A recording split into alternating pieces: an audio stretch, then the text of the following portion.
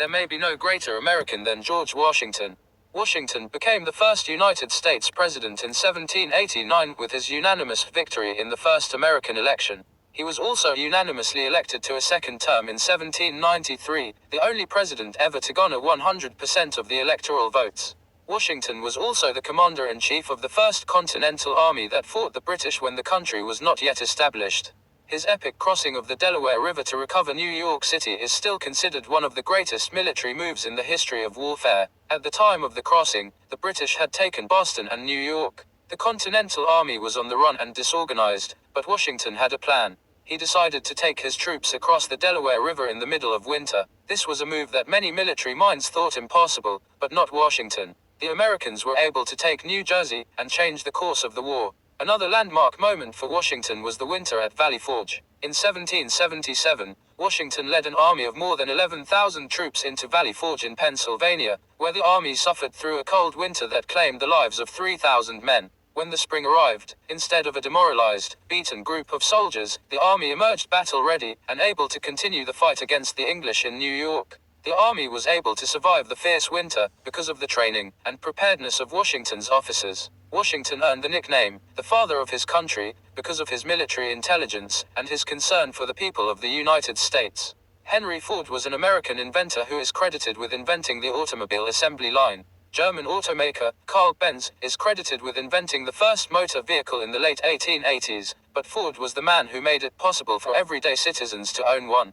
Before Ford came up with his assembly line process, cars were built one at a time by hand, which was a very costly and inefficient method of production. Ford's assembly line revolutionized the way cars were built, and his methods are still in use today. In 1886, Benz patented his motor wagon, which was a four-wheel, two-passenger, self-powered motor coach that was designed to replace the horse and carriage. These vehicles were expertly crafted, but were available to only the wealthiest people of the time. Thanks to Ford, that all changed in 1906. His Ford Motor Company, the first automobile company to use assembly line techniques to build cars, transformed the automobile from an expensive curiosity to a practical tool that could be used to transport people and goods easily and efficiently. His first mass-produced product was the Model T. It remains one of the most sold vehicles ever, and was the first to reach 15 million sales. Ford's impact on the 20th century cannot be overstated. At one time it was estimated that 9 out of 10 vehicles on American roads were Fords. His cars spurred the American economy like no other single factor. The country's roadways were built in response to the great number of vehicles Ford and subsequent American automakers produced. Additionally, Ford's vehicles created a network of support industries, such as parts, repair, and maintenance services. It also caused a revolution in how goods were transported in the country. Henry Ford was a true American icon. Martin Luther King Jr. is one of the most famous Americans ever. He was a pastor and a humanitarian, but is known mostly for being a civil rights activist. King was the leader of the African American civil rights movement during the 1950s and 60s. His use of non-violent protest to effect social change was based on his Christian beliefs. King was born Michael King, but his father changed his name in honor of the German reformer, Martin Luther. King lived during the most divisive era in American history. The white and the Southern culture in the United States wanted nothing to do with social change during the 60s. Segregation laws were in place that prohibited black Americans from eating at the same restaurants as whites, or to ride in the same section on public buses with white Americans. King led the famous 1955 Montgomery bus boycott in reaction to Rosa Parks' refusal to surrender her bus seat to a white passenger as was required by law in Montgomery, Alabama at the time. King started his activism while serving as a Baptist minister for the Dexter Avenue Baptist Church. He believed strongly in the Christian belief that loving thy neighbor as yourself, which was a philosophy he used throughout his civil rights years. He was also a great speaker. His I Have a Dream speech is regarded as one of the most famous oratory in American history. In it, he speaks of how his dream is for white and black Americans to walk together hand in hand as brothers. The speech also declared how it was his dream for all Americans to be judged, not by the color of their skin, but by the content of their character. On October 14, 1964, King was awarded the Nobel Peace Prize for his involvement in combating racial inequality in the United States. He was assassinated in April 1968 in Memphis, Tennessee at the age of 39. Bill Gates is an American inventor, computer programmer, philanthropist, and businessman who was born in Seattle, Washington. He is reportedly worth nearly $80 billion, making him one of the wealthiest people in the country. He founded and was head of Microsoft Corporation for years and is still on the board for the computer software giant. Gates was born to an upper-middle-class family. His father was an attorney, his mother was a banker, who worked for the United Way for many years. He is credited for being the father of the modern computer, and for almost single-handedly starting the personal computer revolution. He studied at Harvard University, but did not graduate because of his desire to develop new software. As a 13-year-old student at the Lakeside School, which was an exclusive college preparatory school, Gates was introduced to computer programming. That year he developed a program that allowed users to play tic-tac-toe against the computer. Gates was reportedly fascinated by the computer's ability to reproduce software code. In 1975, Gates approached a company called Micro Instrumentation and Telemetry Systems MITS. He convinced the owner that he had written a program that would work with his platform. The owner of the company bought into Gates' innovations, and the two men reached an agreement to develop software for MITS. The Microsoft company was born. Gates went on to develop the Windows operating system, with then partner IBM Corporation. The two companies had differences though, and their partnership ended quickly. Gates left Microsoft in 2000, but remains on its board of directors. He remained active with the company for several years before stepping down in February 2014, becoming technical advisor for the firm. Many American basketball fans would argue that Michael Jordan is by far the greatest player ever to play in the National Basketball Association. The Professional Basketball League has existed since 1947, and there have been many individual players that have excelled in the game. Players such as Bill Russell, Will Chamberlain, Kareem Abdul-Jabbar, and Jerry West had made their mark in the league long before Jordan ever played the game. To be sure, Jordan had a great impact on the game primarily during his playing years with the Chicago Bulls. Jordan led the team to 6 championship finals, winning all 6 during the 1990s. His legend is firmly cemented into the history of the great city, and many fans feel he has no equal. It is hard to argue against Jordan in light of his success in all the titles he achieved, but basketball is a team sport, and winning a championship needs a team effort. There have been countless superstars who played in the league that did not have good teammates, and never won a title. Chamberlain falls into that category. Chamberlain did win 2 NBA titles in his career, but no one in the game ever dominated it the way he did. He holds several league records, one of which is that he is the only player ever to score 100 points in a single game. However, when Chamberlain played the game, the NBA was not as big as it was in the 90s. During the 90s, the league enjoyed a much greater popularity among American viewers, and much of this can be attributed to the greatness of Michael Jordan. Jordan brought a style of play that had rarely been seen in the NBA. He garnered many individual awards during his career. He played his last few seasons as a member of the Washington Bullets. Arguably the greatest Major League Baseball player of all time is George Herman Ruth. The Babe, as he was known, is largely responsible for building the game as it exists today. The stadium where he played in New York is commonly called the house that Ruth built. Ruth played baseball for 22 years for the Boston Red Sox and the New York Yankees, where he rewrote the record books. He almost single-handedly invented the home run, which is baseball's most cherished feat. Before Ruth, the home run was a novelty. It was a game of strategy, but the Babe changed all that. Ruth was born in a rough section of Baltimore, Maryland in 1895. Much of his childhood has been lost to history. He spent a number of years at St. Mary's Reformatory School after being labeled as incorrigible. His behavior was thought to be beyond rehabilitation.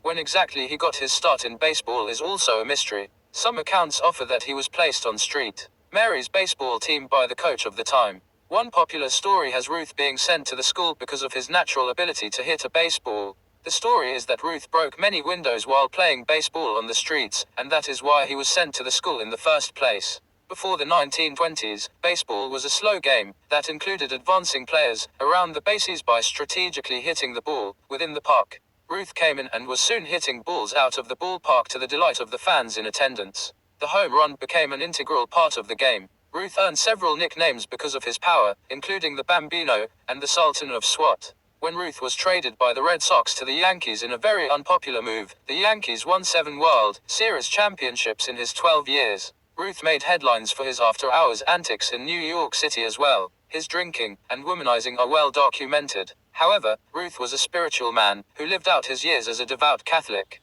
Kobe Bryant is a professional basketball player who played his entire career with the Los Angeles Lakers. He first joined the team as a 17-year-old teenager in 1996. During the time, Bryant led the Lakers to 5 National Basketball Association titles. The most recent championship was in 2010, when the Lakers beat their arch-rival, the Boston Celtics. The Lockers also won 7 Western Conference titles and 8 Pacific Division titles during Bryant's time. The Lockers are one of the most successful teams in the history of the NBA. They have appeared in 31 championship finals, more than any other teams in the league. The team has won more regular season games than any other franchise. It is clearly one of the premier NBA organizations, which came into existence in 1946. Before Bryant, the Lockers already had some of the most notable superstars the league has ever known. Players such as George McCann, Will Chamberlain, Kareem Abdul-Jabbar, and Magic Johnson. Bryant had been central in establishing and maintaining the legacy of this great team. He is the latest, and possible greatest of them all. His individual statistics are astounding. He is the youngest player ever to score 30,000 points. He has been selected to the NBA's All-Star team every year he has played, with the exception of his rookie season. He has won 2 Olympic gold medals in basketball, leading the United States Olympic titles in 2008 in Beijing, and in the London Games of 2012. In 2006, Bryant became the second player in the history of the game to score more than 80 points in a single game. Only Chamberlain has scored more. He holds several Laker individual records, including most seasons played, most All-Star selections, most points scored, and most playoff games played. Golf is one of the most popular games in the United States today. There have been many great champions over the years like Arnold Palmer and Jack Nicklaus, but none has seen success like Tiger Woods. His father was black, his mother was Thai. He was born and lived his early life in Thailand. Woods joined the Pro Golf Tour at the age of 20 in 1996, where he began setting records for winning championships at a young age. He was one of the most promising young stars to hit the tour in years, which led to Woods acquiring several lucrative contracts with Nike and Titleist. Woods became a very young millionaire. In 2001, Woods became the first player in history to hold the title in all 4 major golf tournaments. It seemed there was nothing this young man could not accomplish. Woods grew up in Orange County, California, and studied for 2 years at prestigious Stanford University. Woods began playing golf at an early age, and before long was winning amateur championships regularly. He was the Professional Golfers Association PGA Rookie of the Year in 1996. He has been named PGA Player of the Year and PGA Tour Player of the Year 11 times each. He has also led the tour as the biggest money winner several years. He was married and had 2 children. His life was presumed ideal, but that changed in 2009. Woods was exposed as a womanizer by several women, following an alleged affair with a New York woman. Woods denied any wrongdoing, but eventually confessed to several indiscretions. The controversy kept gaining momentum, and it eventually led to his divorce and the loss of endorsement money from the sponsors. Woods is back on the tour, but has not regained his proficiency as before. During the 1936 Olympic Games in Berlin, Germany, Chancellor Adolf Hitler vowed to use the games to showcase Aryan superiority to the rest of the world. Hitler was convinced that the white, Aryan male was part of the superior race, and promised his games would prove this superiority on the Olympic stage. American track and field athlete, James Jesse Owens, had a different idea. Owens was an excellent athlete at Ohio State University during the early 1930s. During one track meet in 1935, Owens set 3 world records, and tied another, in what has been called the greatest 45 minutes ever in sports. Although Owens found great success in his athletic career, he grew up during a time in America when black people were still highly discriminated against. Segregation laws were still in effect in many parts of the country, and Owens felt this prejudice directly. He was not able to stay in the same hotel rooms as his white teammates, nor was he allowed to eat at the same restaurants. Ironically, Owens was treated better during his time at the 36th Olympics in Germany. During the games, Hitler became annoyed that Owens was winning so many gold medals. Owens was proving Hitler's racist claims and rhetoric as untrue. Hitler didn't like it. Owens ended up winning 4 gold medals at these games. Hitler refused to shake his hand. One of the defining moments of the games is when Owens was befriended by German athlete Louis Long. Owens cherished his friendship with Long, especially because he knew that Long could fall out of favor with Hitler's brutal regime. Many German fans shook Owens' hands, even though Hitler did not, but when Owens returned to the United States, he found not much had changed in there. One of the finest Hollywood directors in the history of the film industry is Steven Allen Spielberg. Spielberg has directed some of the most significant and popular films in recent Hollywood history. His list of films reads like a who's who in the movie industry. He has directed such blockbusters as E.T., The Extraterrestrial, Jurassic Park, Close Encounters of the Third Kind, Schindler's List, and Saving Private Ryan. Born into a Jewish family on December 18, 1946 in Cincinnati, Ohio, the young Spielberg showed an interest in filmmaking during his teen years. When he was 12 years old, Spielberg created a 9-minute film to earn his photography badge in the Boy Scouts. This was the first film he made. His parents divorced when he was 13, and Spielberg moved with his family to California. After graduating from high school, he applied to the University of Southern California USC to learn filmmaking, but did not graduate. Instead, he attended Long Beach State, where he earned his degree in film production and electronic arts, 35 years after first attending college. His early work was as a television writer, having written scripts for popular shows such as Night Gallery, Marcus Welby, MD, and Columbo in the 70s. His breakthrough film in Hollywood was 1975's Jaws, which is one of the most popular, highest-grossing blockbuster in the history of the silver screen. He followed the success of Jaws with several films that have earned him a spot in Hollywood lore. His films have become household names. Spielberg shows no signs of slowing down. He is involved in several film projects as a director and a producer. Spielberg has been married twice and has 6 children. He was voted Forbes magazine's most influential celebrity in America in 2014. His personal wealth is estimated to be more than $3 billion. There may be no greater entertainer in the history of music in the United States than the late Michael Jackson. The list of Jackson's peers in the industry is very short, to say the least. Jackson began his career in the early 1970s as the youngest member of the musical group, the Jackson 5. Michael was the lead singer, and arguably the most talented of the 5 brothers who made up the band. He was born on August 29, 1958 as the 8th child of 10 in an African-American family from Gary, Indiana. The driving force behind the group's success was their father, Joseph "Joe" Jackson. The group was very popular in its time, but young Michael would go out on his own career soon after. He was a successful singer, songwriter, actor, dancer, and businessman, but his career was not without controversy. His album Thriller is the best-selling album of all time. It was released in 1982, and was followed by a series of successful albums, films, music videos, and business ventures. In 1993, the first of several people came forward to accuse Jackson of sexually improper conduct on a child. This and other accusations would haunt Jackson throughout his adult life. Jackson also gained a reputation of strange behavior.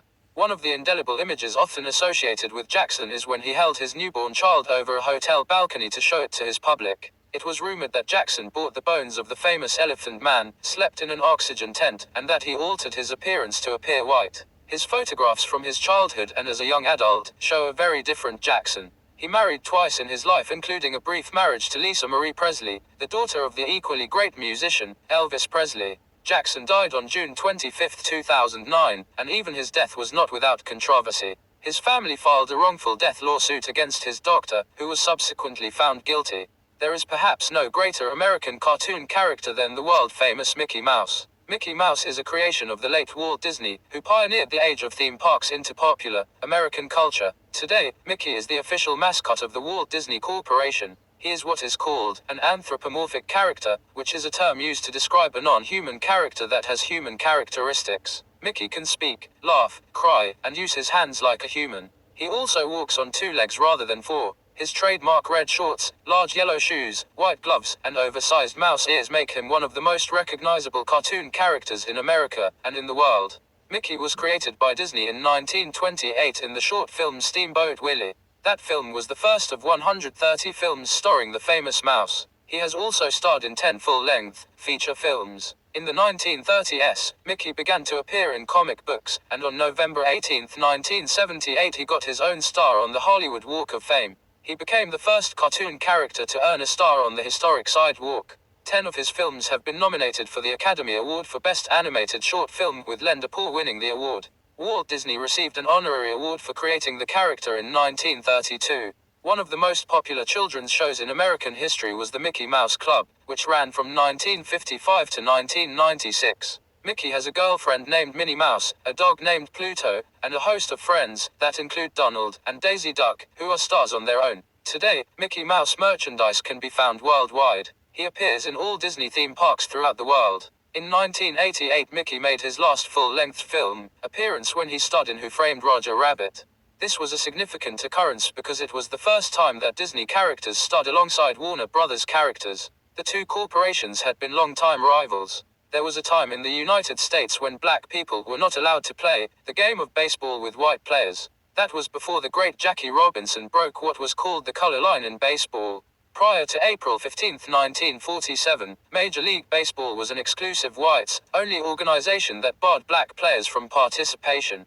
Black Americans could only play in the Negro Leagues that existed roughly between 1920 through 1948. Robinson and the Brooklyn Dodgers put an end to segregation in baseball that year and began a movement for racial equality in the United States. Robinson was born in Cairo, Georgia on January 31, 1919, but grew up in Pasadena, California, near Los Angeles. He was an outstanding athlete who played baseball and football for Pasadena City College, then at the University of California at Los Angeles UCLA. During his time with the Dodgers, the team won one championship and appeared in the World Series 6 times. From 1949 to 1954, Robinson was named to the All-Star team, and he won the National League Most Valuable Player award. He was also named the Baseball Rookie of the Year in 1947, the first year the award was given. Today, Robinson is honored by every team in both the National and American Leagues on Jackie Robinson Day. On that day, all MLB players wear the number 42 in honor of Robinson. That number, used to be worn by Robinson, was retired universally by all baseball teams, making it the first time any league has retired a number. No player on any MLB team can ever wear that number again. Robinson was inducted into the Hall of Fame in 1962. He died on October 24, 1972, and was posthumously awarded the Presidential Medal of Freedom and the Congressional Gold Medal for his part in changing American society. Van Halen is to rock and roll as Cadillac is to automobiles. It is one of the most popular bands ever to perform in the country, and is still going strong 40 years later. It is known as one of the best bands ever to come from a garage band background. Founded by brothers Eddie and Alex Van Halen in their home in Pasadena, California in 1972, the band was one of the top rock acts in the country, and is as popular today as it was then. Eddie Van Halen is considered one of the best lead guitarists in the history of music by many of his peers, while Alex was a superior drummer. Together, they formed the nucleus of the popular band that also included bass guitarist Michael Anthony and vocalist David Lee Roth. The brothers were born in the Netherlands and immigrated to the United States when they were children. The two were inseparable and developed an interest in music in the mid-60s. They formed the band in 1972, using the name Genesis. They later changed the name to Mammoth when Eddie discovered Genesis was already in use. Eventually they renamed the band Van Halen. According to popular legend, Van Halen was discovered by Gene Simmons of the rock band Kiss, while they were performing at Gazaries on the Strip, a popular spot for heavy metal rock bands in the 70s. They continued to play at gigs throughout Southern California when they released their self-titled debut album Van Halen in 1978. The album peaked at No. 19 on the Billboard list, and the band never looked back. Van Halen's greatest commercial success was from 1978 through 1985, but their albums continue to sell. It has garnered a cult-like following from several younger generations of American rock and roll fans. One of the most divisive eras in American history is the Vietnam era. The Vietnam era for the United States ran roughly from 1960 through 1975. In the mid to late 60s, America's involvement became a huge issue. The conflict in Vietnam was divisive for many reasons, but mostly because of the public's perception that it was an immoral and illegal operation. The other major factor was that the U.S. was still engaged in drafting young men into the service of the country against their will. One of Hollywood's major film stars of the time was Jane Fonda. Fonda came from Hollywood movie royalty, being the daughter of the great actor, Henry Fonda. She won 2 Oscars, 7 Golden Globe Awards, and an Emmy Award through her long career. In the 60s she was a political activist who was against the war in Vietnam. She was very outspoken against the conflict, as many celebrities were at the time. In 1970, Fonda made headlines for a very different reason. She and 2 fellow actors starred in an anti-war film that drew much controversy. In July of 1972, Fonda drew the wrath of many Americans when she was photographed sitting with North Vietnamese army members on an anti-aircraft gun. That image soiled her reputation as an actress and as a true American. Many called Fonda a traitor for interacting with the enemy. Years later, Fonda said that she was manipulated into taking that photo, but many Americans still have their doubts. During her trip to North Vietnam, which was at war with the U.S. backed South Vietnam, Fonda made a number of radio broadcasts denouncing America's involvement in the war. This further cemented her image as a traitor. However, there are many Americans who feel she was a true patriot because she refused to stand still and spoke out against the war. Baseball is the oldest major league sport in the United States today. With the growing popularity of American football and basketball, baseball now must share the limelight with these sports. During the late 1990s, baseball was in trouble. Attendance was down. High-profile sports that featured fast-paced action such as football and basketball were stealing baseball's thunder. That was all before Barry Bonds and a couple of other sluggers brought the game back to center stage. Bonds played the first part of his career with the Pittsburgh Pirates, where he enjoyed moderate success. After being traded to the San Francisco Giants in 1992, Bonds began a second career that put him into the spotlight for both the right and wrong reasons. At an age when most players begin to decline in performance because of their advancing age, Bonds went on a home run tear that was unprecedented in the history of the game. Bonds never hit more than 34 home runs in 1 year for the Pirates, but, playing for the Giants, he hit an astounding 73 home runs in 2001. This shattered a record that had stood for 40 years. Bonds was 38 years old by the end of the 2001 season, and many questioned how he could put up numbers like that. The answer to that question came out years later when Bonds was accused of taking illegal, performance-enhancing drugs.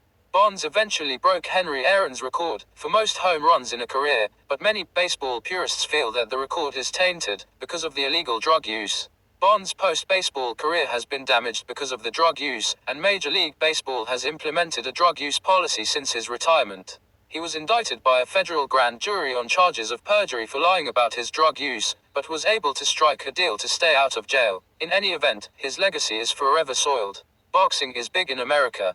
The history of the sport precedes the establishment of the United States by thousands of years. The ancient Greeks are said to have included a form of boxing as far back as 600 BCE. The modern sport of boxing can be traced to the 16th century when it became a popular sport in Great Britain. Today, the sport still uses a variation of the Marquess of Queensberry rules that were established in 1867. Boxing is the purest form of competition. It pits one man, or woman, against another in an enclosed ring with only the person's fists as weapons. Early matches in the United States featured bare-knuckle fighting, but today boxers use protective gloves. One of the most successful boxers in America is Mike Tyson. Tyson holds several boxing records. The greatest is possibly when he became the youngest boxer ever to win the heavyweight championship in 3 different boxing organizations. Tyson was just over 20 years old when he accomplished this feat. He was one of the most feared fighters of his time. Tyson won a total of 50 fights with 44 of those victories coming by knockout. 12 of Tyson's knockouts came in the first round, which earned him the nickname of Iron Mike. Eventually, his advancing age and fast living took their toll on Tyson. By the early 90s, his career was virtually over. Even though his boxing career lasted until 2002, Tyson was never the same. He went on to a brief acting career, most notably in the popular 2009 comedy hit The Hangover. Tyson's post-boxing career had its ups and downs. He appeared on Barbara Walters' talk show with his wife, television actress Robin Givens, where Givens called Tyson a manic depressive, and that living with him was pure torture. Tyson was arrested in 1991 for raping an 18-year-old girl, and spent several years in jail. He has attempted several comebacks, but has never regained his old glory. Since 2008, Barack Obama has been President of the United States of America. He is a historic figure primarily because he is the first African American to hold the position of president. His policies have gained him many supporters, as well as many detractors. He is possibly one of the most divisive presidents to govern the country in the history of the United States. Obama is a representative of the Democratic Party, with his presidency coming after the controversial George W. Bush left office. One of the defining aspects of his presidency is the Patient Protection and Affordable Care Act, commonly and inaccurately called Obamacare. This act, passed into law by the U.S. Congress and signed by the President in March 2010, became effective on January 1, 2014. It is the single, most significant change in government health care since Medicare was implemented in 1965. This act was intended to increase the affordability of care for Americans, expand insurance coverage, and lower the uninsured rate in the country. It is a controversial act that has many detractors, but most Americans now carry health insurance, which was not true before 2014. Obama was born in Honolulu, Hawaii in 1961. He is a graduate of both Columbia University in New York City and Harvard Law School. Before becoming president, he served as senator for the state of Illinois. He is considered a liberal by many Southern conservatives, but this may be an unfair label. The perception is largely due to the Affordable Care Act and his attempts at immigration reform. Additionally, Obama ended the U.S. involvement in the Iraq War. He also ordered the military operation that eventually resulted in the death of Osama bin Laden. Obama was re-elected as president in November 2012. Yao Ming is one of the most influential individuals ever to live in the United States of America. So, how does a 22-year-old Chinese male, born in Shanghai, become an international superstar, who changes the way both cultures look at each other? Ming stands 7 minutes 6 seconds, which makes him one of the tallest players ever to play the game, but that is not the extent of his power. Ming was tall and talented. Ming started his career in China, where he played for the Shanghai Sharks of the Chinese Basketball Association. That was the season when the Sharks won a CBA championship. He was able to negotiate a release from his contract with the Sharks, making him eligible for the National Basketball Association draft in 2002. Ming was one of the most sought-after players ever to come from China, and he was eventually drafted by the Houston Rockets. Ming found moderate success in the NBA. His size and strength made him a formidable presence. He was so big and talented that he could dominate any game just by being on the court. Ming led the Rockets to the team's first playoff appearance in several years, but his statistical totals were not so impressive. Still, Ming was one of the most popular players in NBA history. The fans loved him, and voted him into the All-Star game 8 times. Ming did create some degree of resentment from other players, most notably Shaquille O'Neal from the Los Angeles Lakers. O'Neal was one of the most dominant players in the game for a brief number of years, and in 2003, Ming outvoted O'Neal in an NBA fan vote by more than 250,000 votes. This angered O'Neal, who vowed to outplay Ming whenever the two giants met on the court. Oprah Winfrey is one of the most successful women in the history of the United States of America. Winfrey was born in a small town in Mississippi in 1954 into a poor family. She is now one of the richest people in the world, and the richest black Americans in the country. She was also named as the richest African American in the 20th century. Winfrey is known to most Americans through her daytime show called The Oprah Winfrey Show. Her show is very popular among television viewers because she likes to tackle the tough issues many other daytime TV hosts avoid. Winfrey's early life was difficult. She lived with her mother and grandmother at times. While living with her grandmother, she learned to read by the age of 3, and had memorized many Bible passages. Her mother was an unwed teenager at the time of her birth, and had a difficult time raising her. Winfrey had 2 half-sisters. One died young as a result of cocaine addiction, and she did not learn about her other sister until 2010. Winfrey also was not certain who her father was. Winfrey suffered from sexual abuse from her uncle, cousin, and family friend, and became pregnant at 14. She lost her baby shortly after birth though. Winfrey survived her early years, and at 17 won a local beauty contest before getting her first break in the media industry as a radio newscaster. This was her first step into the media market. Her show began in Chicago in 1983, and within a few years, it became the #1 daytime talk show in the country. She has interviewed some of the most famous people in the country on her popular show. Winfrey starred in the movie, The Color Purple, and now owns her own production company, called Harpo Films. She is a philanthropist who is famous for her generosity, and remains one of the most influential Americans in the country.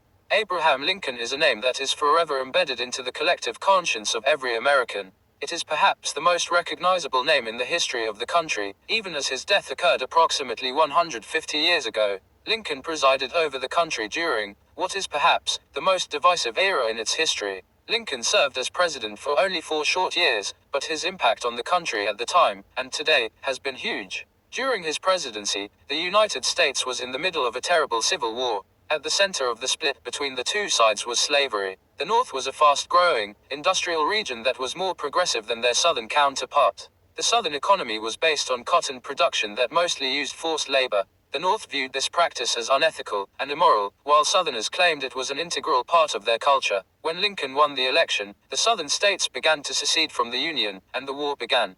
Lincoln vowed to end slavery during his campaign for president, while never speaking about how the country would keep its relationship with the Southern states when slavery was ended. This angered many Southerners who promised to rebel if Lincoln won. The war lasted 4 years, and about 620,000 soldiers died. In what is considered the turning point of the war, Lincoln issued his famous Emancipation Proclamation in January 1863. What it did was gain international favor from the world, because of its ethical qualities. It put pressure on those countries doing business with the South to review their practices. It effectively put an end to the war. Lincoln was assassinated on April 15, 1865 by a Southern sympathizer as he sat in a theater with his wife. The greatest boxer of the modern era is Muhammad Ali. There is generally no question about this in the boxing circles. However, there are those who would argue that there were others who were just as great. Ali was born in Louisville, Kentucky, and was first called Cassius Marcellus Clay Jr. but changed his name in the late 1960s, after adopting Islam as his religion. Ali was not only one of the greatest heavyweight boxers ever to step into the ring, but also a deeply spiritual person who defied the United States government by standing on his ethics. He was a controversial and divisive man who elicited great emotion from those who loved him, and those who wanted him jailed. Ali was on top of his profession in the late 60s, when his draft classification was changed. He was ordered to enlist in the army, but he refused. He claimed that he could not go to war because of his religious convictions. Many saw this move by the U.S. government as a way to silence the outspoken boxer because he was well beyond the age most young American men were being drafted at the time. Ali was stripped of his title, and was banned from boxing, while his case went through the U.S. court system. Ali was inactive during his ableist years from the age 25 to almost 29. There is no telling how many more victories and titles he could have won during his stolen prime. Eventually, the U.S. Supreme Court ruled in an 8-0 decision in Ali's favor, overturning his conviction of draft evasion. His stance was not popular at the time among conservative Americans. Many people disliked him very much, but his determination and moral principles held up his decision. He is now regarded as one of the most influential persons in the history of the U.S. He was named Sportsman of the Century by Sports Illustrated magazine, and Sports Personality of the Century by the BBC. Carl Sagan was possibly the most famous American astronomer ever. He was an astronomer, scientist, author, cosmologist, and television host. His landmark show Cosmos was one of the first science shows to gain acceptance by the general public in the United States. Sagan challenged Americans to think about their place in the universe like no other person before him. Using the scientific method, Sagan challenged long-held beliefs about the genesis of life on Earth. This he has done to the enlightened scientific community, and to the anger of the religious community.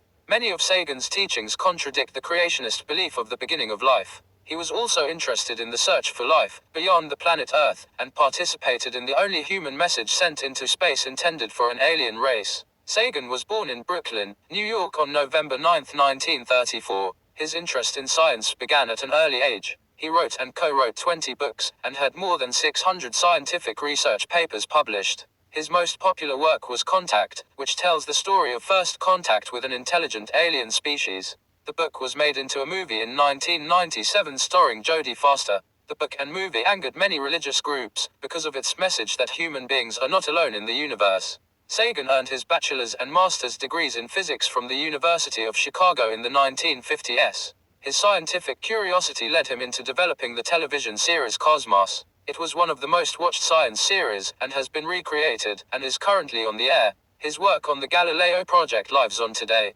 The spacecraft is speeding its way through infinite space today with his message of greeting to whatever race of beings finds it. Sagan died at the age of 62 from complications resulting from pneumonia. Beyonce Knowles is an American singer, songwriter, and performer, who was born in Houston, Texas in 1981. She is one of the biggest female stars on the American music scene today. Knowles began her singing career in her hometown of Houston as a child. She was encouraged by her parents to cultivate her musical talents, and her parents are still a big part of her life. Her father serves as her personal manager, while her mother designs many of the costumes she wears on her concert tours, and in her music videos. She first found fame as a member of the R&B group Destiny's Child, which was one of the most popular girl groups in the history of American music. Beyonce began her solo career during her time with Destiny's Child. After their breakup in 2005, the artist went completely solo. She found instant success in the music industry because of her unbridled enthusiasm for her work. She is a tireless worker, and a talented musician.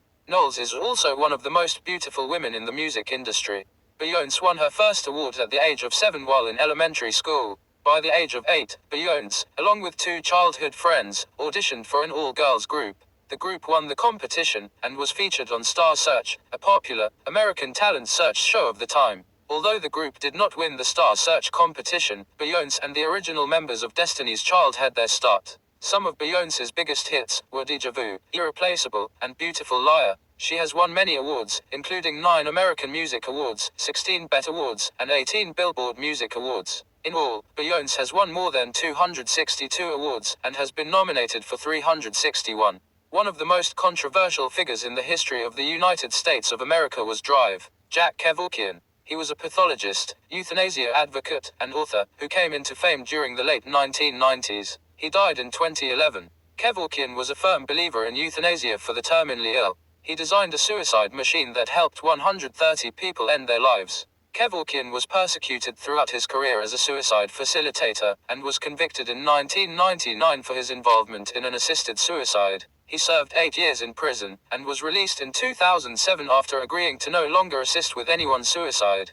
Kevorkian had a difficult time working as a pathologist at the University of Michigan, where he earned his doctorate degree. He did not see eye to eye with his employers, and chose to leave the hospital to pursue his own interests. In 1987, Kevorkian purchased advertising space in Detroit newspapers as a death consultant. His first known assisted suicide was for a 54-year-old woman who suffered from advanced Alzheimer's disease. Kevorkian was not charged in the case because Michigan did not have a law in place regarding assisted suicide. The state did file murder charges initially, but those charges were dropped. The Michigan Medical Board, however, did strip Kevorkian of his medical practitioner's license. Kevorkian defended himself at subsequent trials by claiming he took no action to assist in his patient's suicide. He had invented a machine that was designed to be operated by the patient using the machine. Therefore, Kevorkian argued he had no hand in causing the death of his patients. His patients had complete control of the suicide from start to finish. Kevorkian's role in the deaths was to simply help attach his patients to his machine. The rest was up to them. Some called Kevorkian a raging madman who lost his mind, while others called him an angel for helping to end the suffering of his patients. There is perhaps no greater mystery in the annals of American history, as that of the Amelia Earhart story. Earhart's story is one of controversy and intriguing. She was an accomplished aviator, the first woman to fly across the Atlantic Ocean solo. She accomplished this during a time when women were not highly regarded in the United States. American women during the 1930s did not have the same advantages men had. There were few employment opportunities. Educated women were a scarcity. Women who did find employment during this era were working as grade school teachers, nannies, and maids for the most part. Amelia Earhart did a lot to change that perception. Although Earhart was born into a family that did see financial success, but that success was fleeting. There were times in her life when her family struggled to make ends meet because of poor money management. Earhart was homeschooled for most of her life, and she gained her pilot's license at an early age. In December of 1920, Earhart's father took Amelia to an air show in Long Beach, California. This is where she first became interested in flying. After earning her aviator's license, she accomplished a feat that only a few men had ever done, flying solo across the Atlantic. She earned national fame for this and was soon a household name. Tragically, Earhart was lost in an attempt to fly around the world in 1937. She was never found. The theories about how she met her end are countless. Many think she fell victim to the Japanese prior to the start of World War II.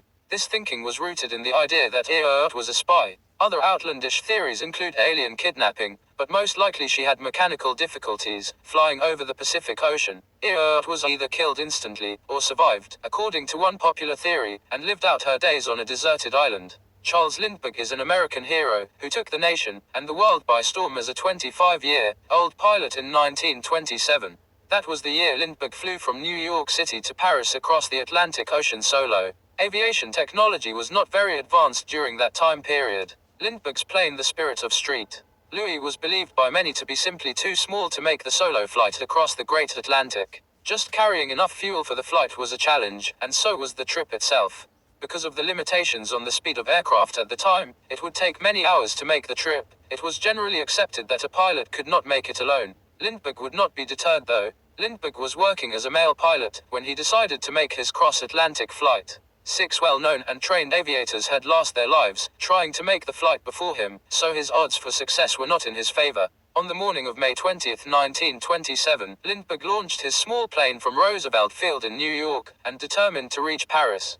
The flight was an international event as Lindbergh's progress was reported by report stations throughout his flight. Lindbergh faced many dangers and challenges during his flight, including foul weather and flying blind through thick fog. He also had to fight his fatigue during the nearly 54-hour flight. It was all well worth the trouble when Lindbergh landed in Paris on Saturday night, May 21, 1927.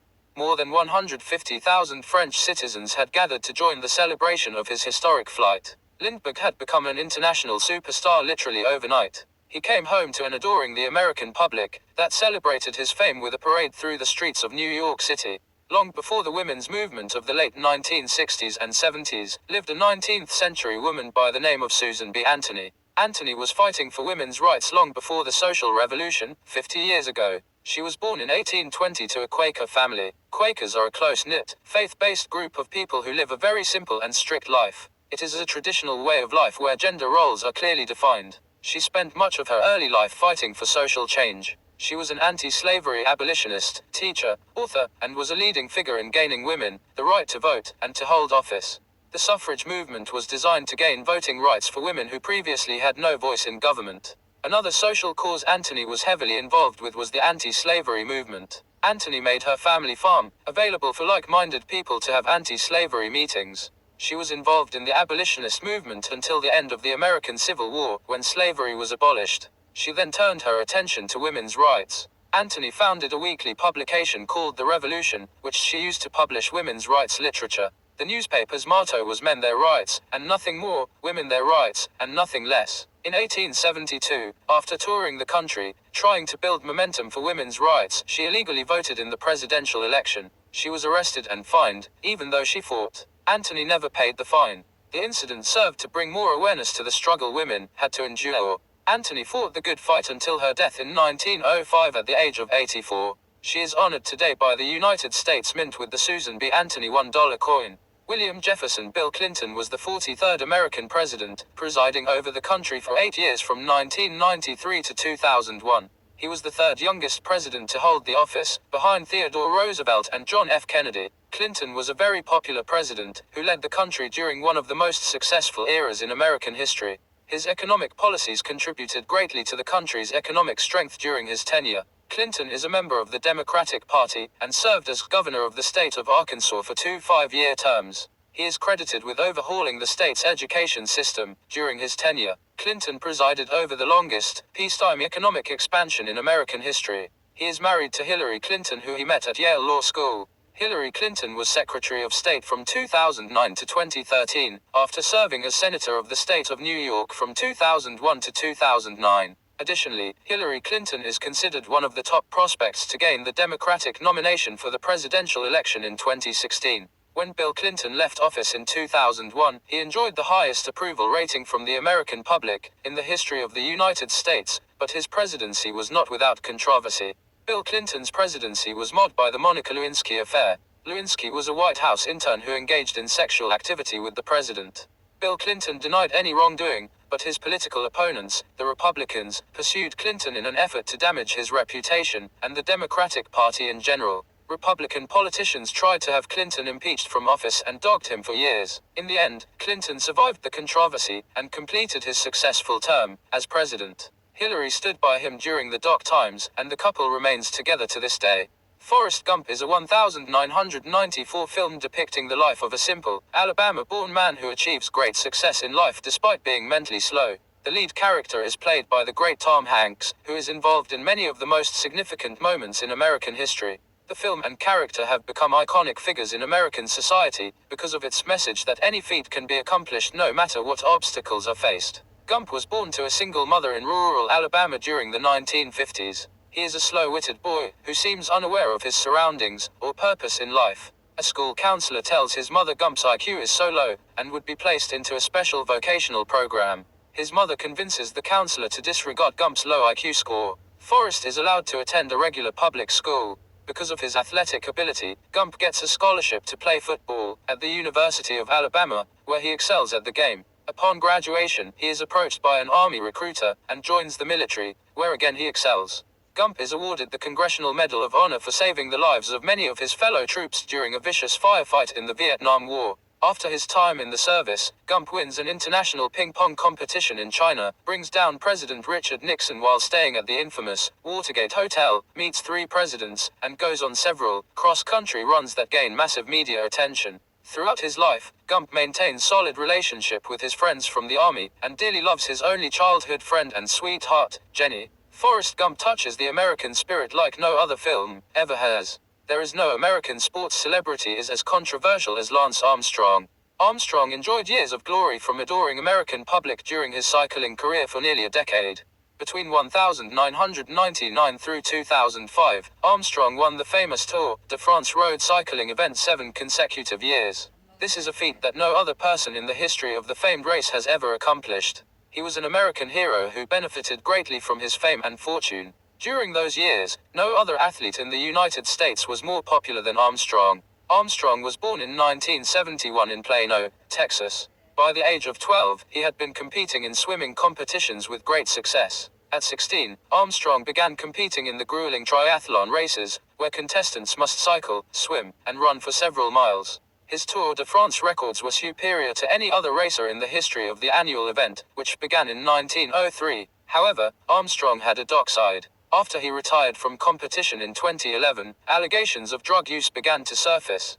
The United States Anti-Doping Agency began investigating the cyclist, and eventually found he had used performance-enhancing drugs during his years competing in the Tour de France. Armstrong denied any wrongdoing, but the USADA stripped him of his titles. He was also barred from ever competing professionally again.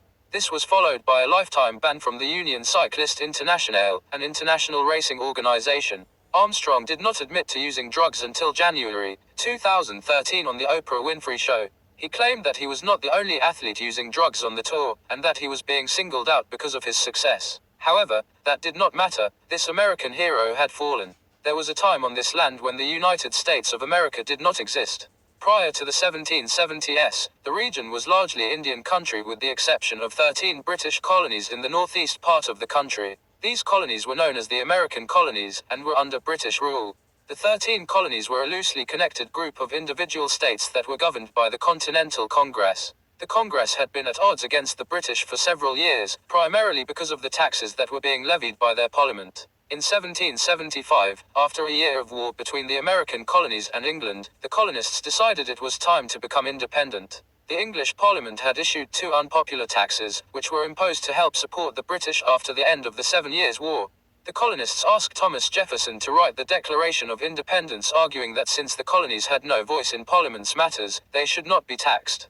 The declaration was drafted by Jefferson on July 2, 1776, and was approved by the Continental Congress on July 4. Today, July 4 is celebrated in the United States as the Day of Independence from British rule. The declaration features what has been called the most famous sentence in the English language. It reads, "We hold these truths to be self-evident, that all men are created equal, that they are endowed by their Creator with certain unalienable rights, that among these are life, liberty and the pursuit of happiness." These words were written to represent the moral and ethical standards the new country was meant to follow. It is a beautifully written document, and it stands for all that this country tries to be. Russell Crowe, born in New Zealand in 1964, is a musician, actor, and philanthropist. He has gained considerable success in the film industry. Crowe spent much of his life living in Australia and the United States, but it was in New Zealand where he first became involved in the entertainment industry. As a teenager, Crowe began developing his musical talent, but he found little success. He had several of his songs played on New Zealand radio, but none made the charts. He turned to acting after moving to Australia, where he appeared in several stage productions, including the Rocky Horror Picture Show. He landed a role in the television comedy Neighbours, and made his film debut in 1990. Crowe became a popular movie star for his performance in the epic film Gladiator. In the film he portrays a Roman general who is slated to become a high-ranking official, but the leader dies, and is replaced by his evil, neurotic son. The new leader fears Crowe's character, and strips him of his rank. He was put into a state of slavery, but becomes a champion gladiator, and leads a revolt against the leader's regime. The film won the Academy Award for Best Picture, and Crowe won the award for Best Actor. He followed his success in Gladiator with a string of highly entertaining movies, culminating with the 2001 film A Beautiful Mind. The film follows the life of Nobel Prize winner, John Nash. Crowe expertly plays Nash, who is brilliant, but suffers from paranoid schizophrenia. Crowe's performance earned him several awards for Best Actor and the Best Movie Oscar. Crowe was also critically acclaimed for his portrayal of the fictional character Captain Jack Aubrey. Crowe has been generous with his fortune. He has donated money to several causes in his home country of New Zealand, Australia, and in the United States. Arnold Schwarzenegger is one of the most recognizable celebrities in the United States of America. The Austrian-born star came to the US in the late 1960s, when he was an international star in the bodybuilding circuit. Since then, Schwarzenegger has had multiple careers as an actor, politician, and philanthropist. Schwarzenegger began weight training at the age of 15. By the time he was 20 years old, he had won the prestigious Mr. Universe title. The professional bodybuilding honor is awarded annually, but this was not his only bodybuilding title on his resume. He won 7 Mr. Olympia titles during his bodybuilding career. Additionally, he wrote several books on the subject. His bodybuilding career spanned from 1965 to 1980. His film career began in 1970, when he starred in a little-known movie called Hercules in New York. However, from these beginnings, Schwarzenegger cultivated a long and successful career as an action movie star in Hollywood. His movies are some of the most popular films to ever show in the US. His most recognizable role was arguably as the Terminator in the film series of the same name. Following a long and successful film career, Schwarzenegger, who was always interested in politics, began a political career that culminated with his election to 2 terms as California's governor. Schwarzenegger was first elected governor in October 2003, running on a Republican Party platform. He enjoyed moderate success as governor in his first years, but struggled greatly after that. He had many political opponents who cited that he had no political experience, and had won the election simply because of his popularity. Schwarzenegger's term in office was rocked by sexual misconduct allegations that tainted his political career. He remains a very popular cultural figure in the United States. Johnny Depp is an American film star known for taking eccentric roles that many Hollywood stars would not. He has won 2 awards for Best Actor, including a Golden Globe Award and a Screen Actors Guild Award. Depp has played some of the most endearing characters in modern American film history, making him one of the most popular actors in America today. Depp was born in Kentucky, but raised in Florida. He dropped out of school at the age of 15 to pursue a career as a rock and roll musician. He gained very little success as a musician, and was introduced to acting by his former wife while they were visiting Los Angeles. After debuting in A Nightmare on Elm Street, Depp got his first break when he was cast in the popular TV show, 21 Jump Street. The show ran for several years, and Depp began getting noticed by Hollywood producers. His first huge hit was playing an artificial character in the film, Edward Scissorhands. This role was the first of many odd characters played by Depp. Edward Scissorhands was critically acclaimed, and won several industry awards. Depp followed his success in Edward Scissorhands with a series of strong roles. In 1999, he played a cupboard crane in the movie, Sleepy Hollow. His performance was well received by critics and audiences alike. His most successful role was playing Captain Jack Sparrow in the Pirates of the Caribbean franchise, another eccentric character. This role was described as a difficult one that only someone like Depp could pull off. In 2005, Depp starred in Charlie and the Chocolate Factory, playing once again a very eccentric character that lived in a chocolate factory.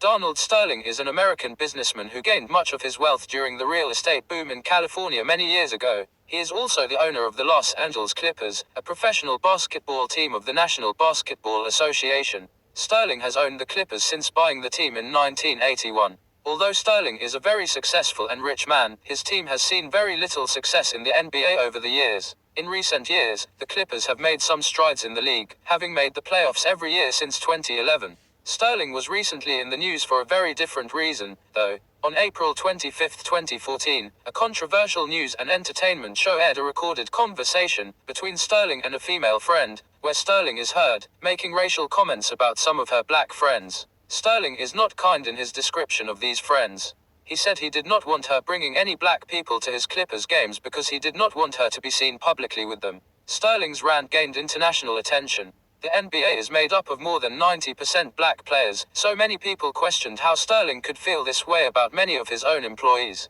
His comments created an immediate backlash from the black community and from Americans as a whole. He was under pressure from the NBA to sell the team after many black people commented that they no longer would attend his games. The NBA has issued a lifetime ban against Sterling, which effectively prohibits him from entering any arena to view a basketball game for the rest of his life. Sterling challenged the ban and refused to sell the team. No one ever outsmiled Magic Johnson. Ever since he was a young man, Johnson has been known for his great attitude toward life.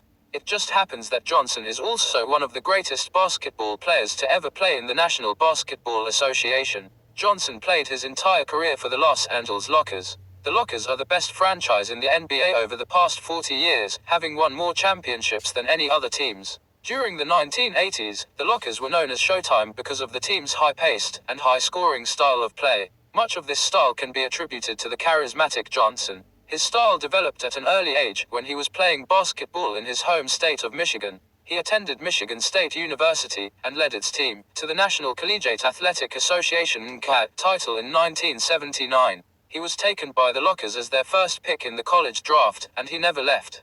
Johnson played for the Lockers from 1980 through 1991, and then played for a few games in 1996. During the 80s, he led the Lockers to 8 championship appearances, and won 5. No other team had dominated the game in a single decade since the Boston Celtics in the 60s. He also won an Olympic gold medal in basketball, and won the Most Valuable Player awards multiple times, but his most endearing quality remained as one of the nicest and well-liked player in the game. Today Johnson still calls Los Angeles his home. He has transitioned from basketball player to coach, to team owner, and businessman. He owns a successful franchise of movie theaters called the Magic Johnson Theaters. Johnson was also part of the investment group that purchased the Los Angeles Dodgers baseball team in 2012. He is married, and has 2 sons and a daughter. Phil Jackson is an American basketball coach and general manager. He used to be a basketball player, and played for several seasons in the National Basketball Association during the 1970s. He played for the New York Knicks for most of his career after being drafted by the team in 1967.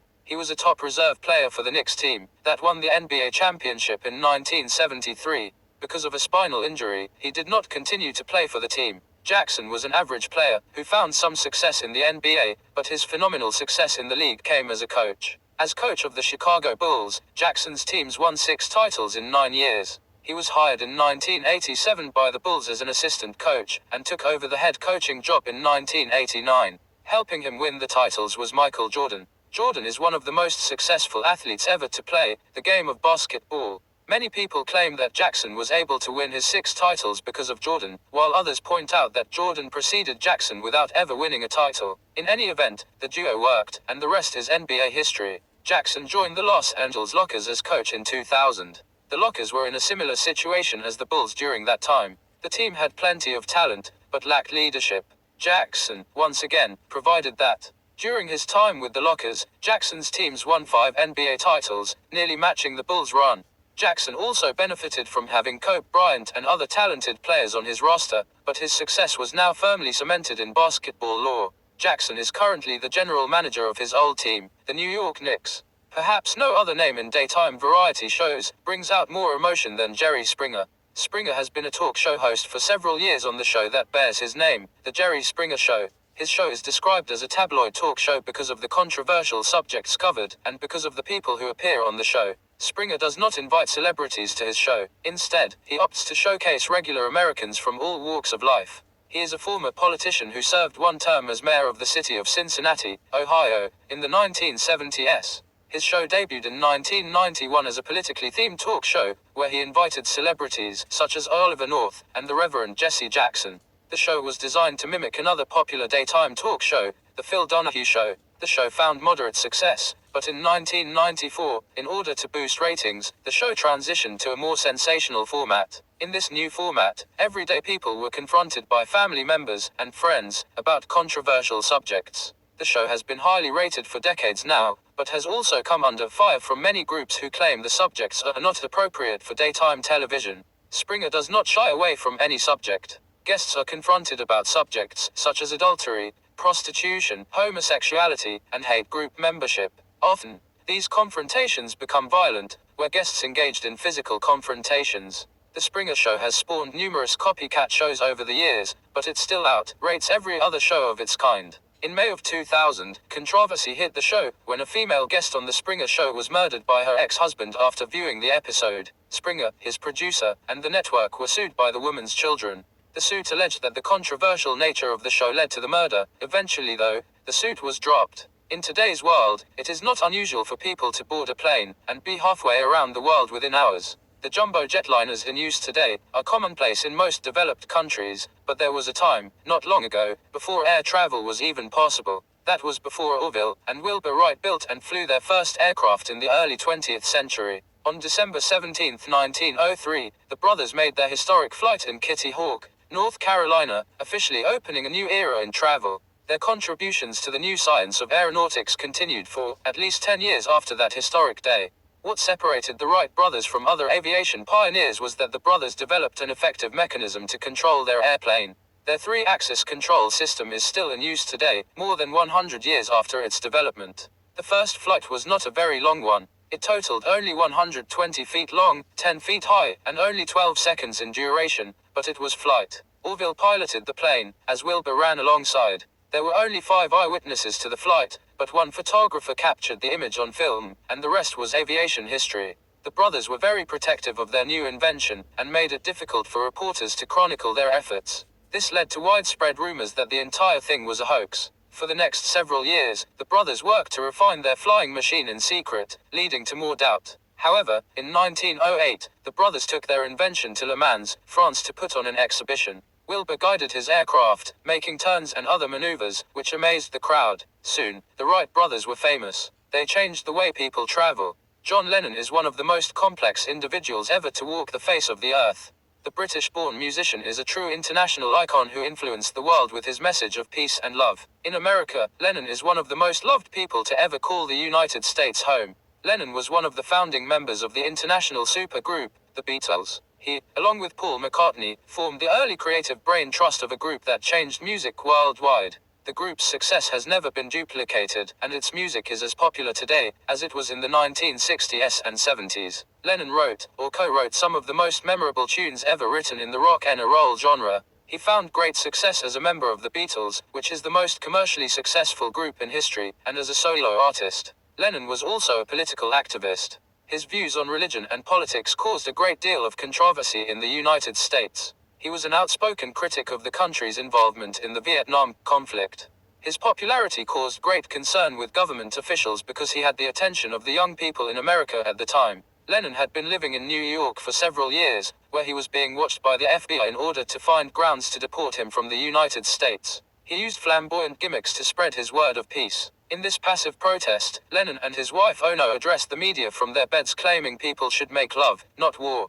Lennon was killed on December 8, 1980 by a crazy gunman outside his home in New York City. A memorial plaque at the site of his death is one of the most visited sites in the country. Aircraft hijacking, or skyjacking, is the intentional taking of an airplane, usually done for political purposes. Unlike ground vehicle hijacking, which is done for financial gain for the most part, skyjacking is a darker, more dangerous, potentially life-threatening action. During the mid-1960s to the 1970s, about 160 aircraft were skyjacked worldwide. In the United States, many had taken control of aircraft, but no one had ever escaped the reach of law enforcement with one glaring exception, D.B. Cooper. D.B. Cooper's real name is Dan Cooper, but his legend began as D.B. Cooper because of a mistake by the media in 1971. On November 24, Cooper hijacked a Boeing 727 jetliner after purchasing a one-way ticket from Portland to Seattle, Washington. Cooper demanded $200,000 and 4 parachutes to be delivered upon arrival to Seattle. Authorities complied with his ransom request, and Cooper let all 36 passengers and most of the crew off the plane at that time. Once back in the air, Cooper directed the pilot to fly to Mexico, but the jet's fuel was not enough to make there without stopping to refuel. It was decided to land in Reno, Nevada for refueling. When the aircraft reached Reno, Cooper was not on board. It is thought that Cooper jumped out of the aircraft somewhere in the wooded forests of Oregon. He had ordered the plane to fly at the lowest possible speed, and to fly at only a 10,000-foot elevation. The legend of D.B. Cooper was born. To this date, the Cooper skyjacking is the only case that is unresolved in the United States. Cooper was never found, nor was any evidence of the $200,000 and his parachute. Many believe Cooper could not survive a drop of such a great altitude, while others say the absence of any of the money or any evidence of his death proves he survived. In any event, D.B. Cooper is a true American legend. No name evokes more controversy in the United States than O.J. Simpson. He has been in the American spotlight for decades, ever since he was a star football player at the University of Southern California, a premier academic university which is primarily known for its full, rich football tradition. USC is one of the greatest places for future, pro football players to get their start. Simpson knew this when he transferred to the school in the mid-1960s from San Francisco Community College. At USC, Simpson found fame. His fortune was to come later. He helped the university reach the coveted Rose Bowl berth in 1968, following an outstanding 1967 season where he led the nation in rushing yards. His 64-yard run against arch-rival UCLA, in what many people say was the greatest game in college football history, is what legends are made of. Simpson later played in the National Football League, where he gained more fame and fortune. Upon retirement, he turned to an acting career, where he starred in many commercials and eventually movies. Unfortunately, Simpson's life took a tragic turn years later. He was accused of murdering his wife and her friend in the early 90s. His trial was one of the most watched events in the history of television. Simpson was acquitted of the murder, due largely to his dream team of the high-priced attorneys. Many people believed that Simpson committed the murder and got away with it. Simpson was later convicted in a Nevada court for several offenses and is currently serving time in prison. Many believe this conviction was retribution for his earlier crimes.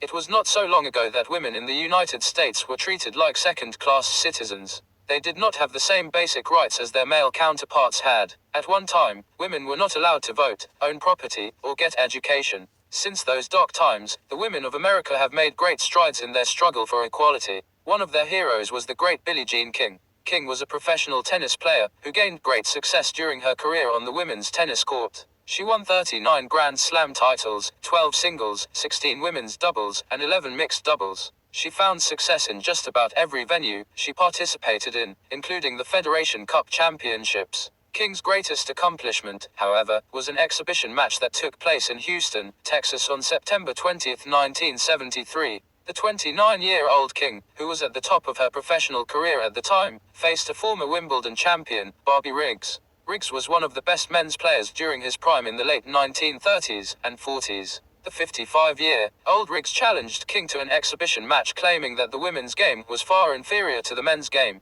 He said that even a 55-year-old, washed-up former player could beat the top woman in the world. The stage was set for the match. However, it was not much of a match at all. King soundly defeated Riggs without much trouble. The match was later exposed for what many people claimed it would be, a showcase for King to demonstrate that women could compete against men.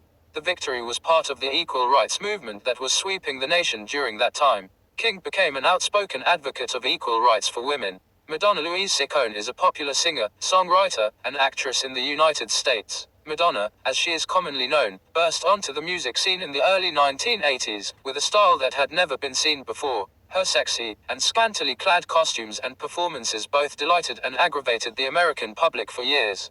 She excelled at pushing the boundaries of what most Americans perceived as acceptable in her music videos and live performances. Madonna did not shy away from controversial subjects, either. Madonna was born in Bay City, Michigan in 1958. She moved to New York City to pursue a career in dancing as a young woman. She began her music career with a couple of club bands in New York, but was soon noticed by music industry executives. In 1983, she released her first album titled simply, Madonna. This was just the beginning for the superstar. She followed her initial success with several hit albums and singles such as Like a Virgin and Into the Groove.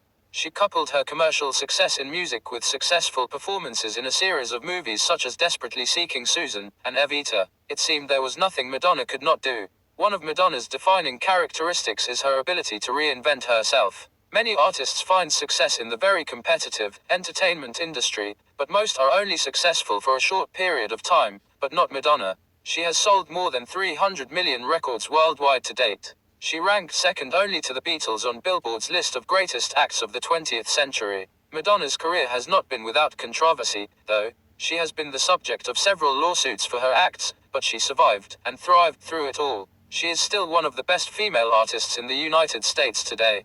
The United States of America is the only country ever to land a manned spacecraft on the surface of the moon. The first person to walk on the moon was Neil Armstrong. Armstrong set foot on the surface of the moon on July 20, 1969, in what was one of the most watched telecasts in the history of the country. Armstrong became an instant celebrity, whose name became a household word for generations to come. The lunar landing mission was carried out on the Apollo 11 spacecraft. Armstrong was the mission commander for the historic flight, and was the second and last mission flown by him.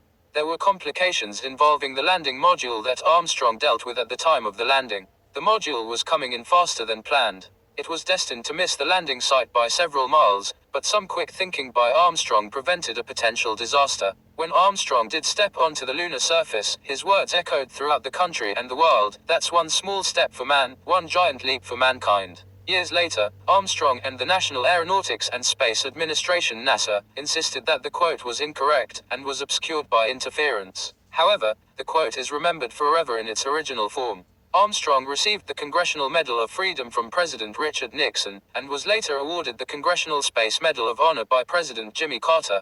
The program was discontinued in the early 1970s. Other countries have landed unmanned missions to the Earth's largest satellite, but to date, no other person has walked on the moon since then. Neil Armstrong, a true American hero, died in 2012 following complications from a surgical procedure. Samuel Langhorne Clemens, best known as Mark Twain, is an American author and humorist. He wrote two of the most significant novels, The Adventures of Tom Sawyer and Adventures of Huckleberry Finn. He grew up in Hannibal, Missouri, which provided the settings for his novels. Clemens held a variety of odd jobs as a young man. He was a journalist, miner, printer's apprentice, and typesetter, but journalism was what he liked doing best. His writing style earned him praise from critics worldwide. William Faulkner, another great American author, called him the father of American literature. Twain was already a very successful writer when he wrote The Adventures of Tom Sawyer.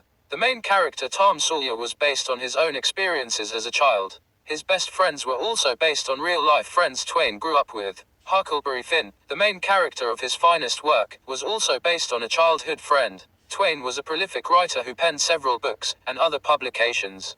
Most of his writing was taken from his life in the western part of the United States while traveling with his brother Orion. He was born Christian, but later in life, questioned his faith, and developed negative feelings toward organized religion. He was once quoted as saying, "If Christ were here, now there is one thing he would not be Christian." Twain died in 1910 from a heart attack at the age of 74. Look up in the sky. It's a bird, it's a plane. No, it's Superman. This is one of the most iconic lines in television history. It signaled the beginning of a new episode of The Adventures of Superman. The 1960s show is just one in a series of shows, plays, movies, and comic books that depict the Man of Steel. The most iconic actor portraying Superman was Christopher Reeve. Reeve starred in 4 movies during the late 1970s and 80s. In the 1978 movie classic Superman, Reeve was cast as the legendary American hero based largely on his physical attributes. Although he was an accomplished actor, Reeve had the classic Superman look. He was 6 minutes 4 seconds tall, weighed 215 lbs, with a square jaw, and other manly features that made him perfect for the role. The film won critical acclaim and multiple awards, including a Special Achievement Award for visual effects. One of the selling points for the movie was that the special effects were so good that audience would believe that a man can fly after seeing this film. Reeve went on to star in 3 sequels to the original movie, and had a very solid acting career in several movies after that. Tragically, Reeve and his family were hit with a devastating blow on May 27, 1995. Reeve was riding his horse through a steeplechase course jumping over obstacles. His horse suddenly stopped, throwing Reeve to the ground. Reeve suffered shattered vertebrae, and instantly lost the use of his arms and legs. Reeve refused to give up. He spent the rest of his years advocating for spinal cord injury advancement in treatment and technology. He used his celebrity status to help the cause, but sadly, Reeve died at the age of 52 in 2004 due to complications from his injuries. He will always be remembered to his fans as the Man of Steel though. Richard Milhous Nixon was the 37th President of the United States, and the only one to resign from office in the history of the country. Born on January 9, 1913, in Yorba Linda, California, Nixon was a Republican Party member who served as vice president under President Dwight David Eisenhower in the 1950s. Nixon ran for president for the first time in 1960, losing to the very charismatic and young Democrat, John F. Kennedy. The 1960 election was one of the closest elections in history. Kennedy went on to become one of the most popular presidents ever. Despite his loss to Kennedy in 1960, Nixon bounced back in the 1968 election, when he defeated Democrat Hubert Humphrey in a landslide victory. The country was in turmoil during the 60s. The conflict in Vietnam was raging. The country was reeling from the assassinations of John F. Kennedy, and his brother Senator Robert Kennedy, and Martin Luther King Jr. Nixon's victory indicated the country was ready for a conservative leadership. During these tough times, Nixon won the 1972 election over Democrat George McGovern in another landslide victory, which seemed to establish Nixon's legacy as a great president. Among his accomplishments was to open trade with China, and his promise to end the conflict in Vietnam. However, Nixon would end up resigning from office just a year after his victory. It was discovered that the Republican Party, with Nixon's knowledge, had secretly recorded the Democratic headquarters at the Watergate Hotel in Washington, D.C. During the weeks leading up to the election, Nixon tried to cover up the scandal, but the pressure was too great. Nixon was forced to resign in disgrace, rather than be impeached from office, which means to be removed from office by the U.S. Congress. He became the first president ever to quit while serving in office. "Go ahead, make my day" is one of the most famous cinema lines ever spoken in the history of Hollywood. The actor was Clint Eastwood, and the film was 1983's Sudden Impact. Eastwood's words became an instant catchphrase that many Americans can recite to this day. Eastwood is quite possibly the epitome of the macho American man. He holds icon-like status among males for portraying the tough guy in nearly all his films. Eastwood was born in 1930 in San Francisco before coming to Los Angeles at an early age. He briefly attended Los Angeles City College, but soon dropped out to pursue an acting career. After appearing in a couple of low-budget films, Eastwood got his big break in the old TV western Rawhide. His character Rowdy Yates was an instant celebrity, and it launched Eastwood's incredible career. Eastwood first burst onto the big screen with his roles in 3 western movies in the 1960s. The so-called spaghetti westerns, which were called that because of their ties to Italian cinema, were all very successful, and made Eastwood a household name. Eastwood followed his success with a string of movies that is unparalleled in Hollywood history. He starred in the very popular Dirty Harry franchise, where he, once again, played the tough guy. In this series, Dirty Harry is a San Francisco police officer who takes matters into his own hands. This troubles his superiors to no end, but Harry always wins. This persona delighted the American movie audiences, especially the men. Acting was not the only talent Eastwood would eventually display. He became an Oscar-winning director also. Arguably, his best film as a director was $1 Million Baby, but it is hard to pick one film from his impressive list of movies. He is still active in film at the age of 74.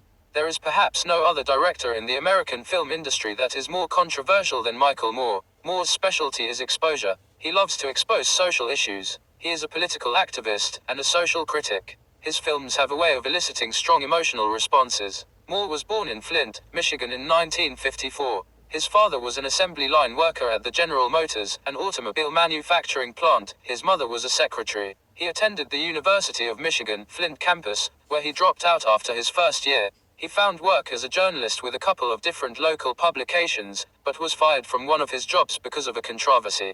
Moore wanted to run a story about American involvement in Nicaragua, but his editors refused, which led to his dismissal. He was awarded $58,000 in an out-of-court settlement after he sued his employers. Moore used the money to start making documentaries. His first was Roger and Me, which was a piece designed to expose GM's closure of the Flint plant and its decision to open a plant in Mexico, where wages were much lower. His film exposes the greed corporations like GM cutting off the lifeline of many American workers so that GM could make more profit. GM had reported record profits before the closure, which irritated Moore greatly. He followed this film with a string of documentaries that touched on many of the social and political problems Americans face daily. His film Fahrenheit 9/11 probes the aftermath of the 9/11 terrorist attacks on the United States in 2001. He is not kind to the George W. Bush administration for their lack of response to the attacks, and to the Bush family's alleged ties to Osama bin Laden, the mastermind of the attack.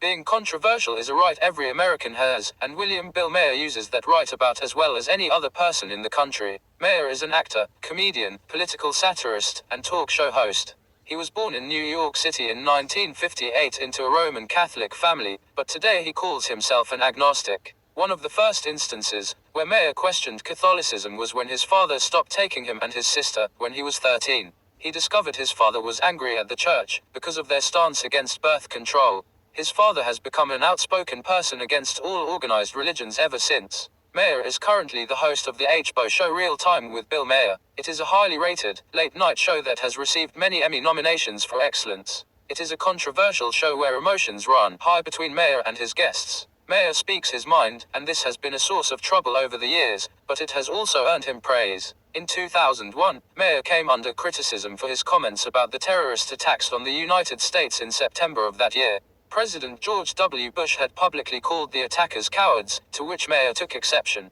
Maher stated on his show that the real cowards were the Americans. "We have been the cowards," said Maher. "Lobbing cruise missiles from 2,000 miles away, that's cowardly." He later said he was not criticizing the American military, but only pointing out that America plays a large role in Middle East politics. Maher has also made enemies among religious organizations. He says he dislikes religion, which he calls an unnecessary bureaucracy between people and God. He was once very liberal about every religion, but has changed his views on Islam, saying he knows of no other religion that calls for the death of anyone who criticizes their religion. He has also called the Mormon Church ridiculous. During the 1970s, one of the biggest movements occurring in the United States was the fight for equal rights.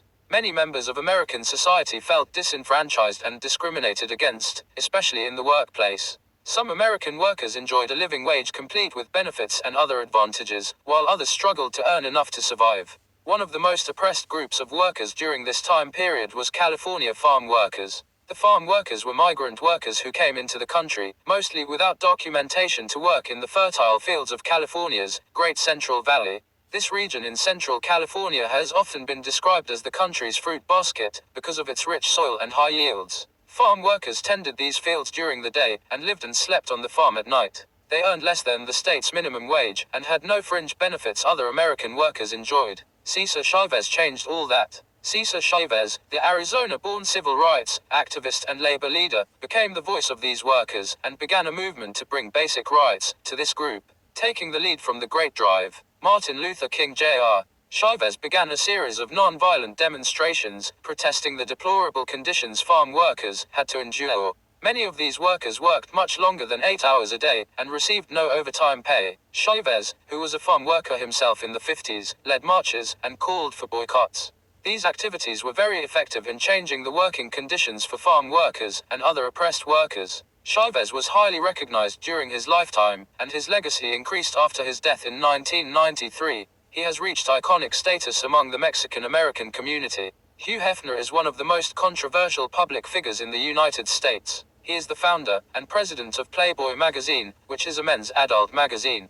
From humble beginnings in the 1950s, Hefner has grown his pornographic industry into the multi-million-dollar enterprise, which includes his magazine publication, TV, and internet media. Born in Chicago, Illinois in 1926, Hefner led an average life growing up in the big city. He graduated from the University of Illinois at Urbana-Champaign, and majored in psychology. After serving 2 years in the United States military, he began working as a copy editor at Esquire magazine in the early 50s. Hefner quit his job to go out on his own. He was determined to start a magazine that was similar to Esquire, a men's magazine. His first Playboy was published from his home in 1953, without a publication date. He did this because he was uncertain if there would be a second edition. Hefner had purchased a nude picture of the famous actress, Marilyn Monroe, and used that image as the centerfold of his first issue. The 50,000 copies sold quickly, and Hefner became an instant success story. During the 60s, Hefner and Playboy were at the top of their popularity. His circulation was now in the millions, and Hefner ventured into new areas for his company. He produced films, started modeling agencies, built hotels and resorts, and hosted 2 television series.